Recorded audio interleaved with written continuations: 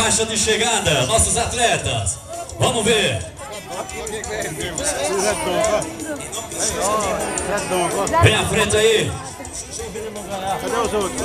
Primeiro lugar vem o nosso amigo. Vem ele. Vem ele aplaudido. Zé de Dunco. Chegada, primeiro lugar. Zé, olha pra cá, rapaz. Olha pra cá, Zé. Zé cansou. Vai tomar o ar da graça, tomar uma aguinha.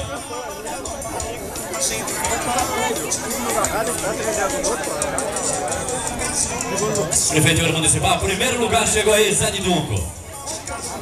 Segundo lugar vem ele. Terceiro lugar é isso? Segundo, né? Segundo, nosso amigo Dedé, aplaudido pelo povo do Damião. Atleta. Cadê o número pra Sapamazinho? Terceiro lugar. Terceiro lugar. Terceiro lugar, nosso amigo. Lulu, terceiro lugar, vai lá pra trás. O número, Lulu. O número. Arrancou. Baixa a faixa.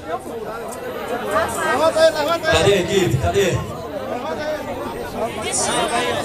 Cadê a equipe da saúde? Cadê a equipe da saúde? Cadê a ambulância, hein?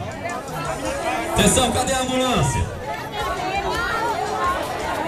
Tá bem? Tá bem? Tem gente aí, ó. Uma aí, ó.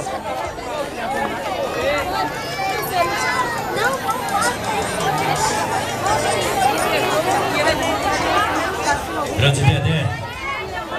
Vamos ver aí.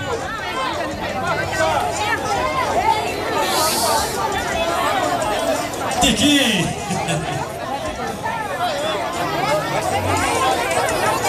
Primeiro lugar, Zé de Dunco. Segundo lugar. Tem que ter preparo, viu? Pinta, vem outro correndo. Atenção, ciclista, se preparar para sair. Para onde é?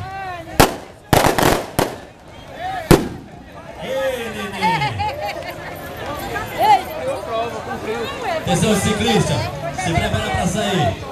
Do mesmo canto que saiu a corrida de pedestre, viu? Em seguida, a corrida de gel. Atenção, ciclista. Olha lá. É o ciclista.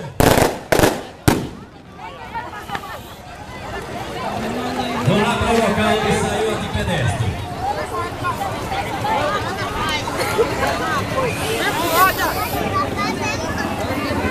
Ó, tô errado.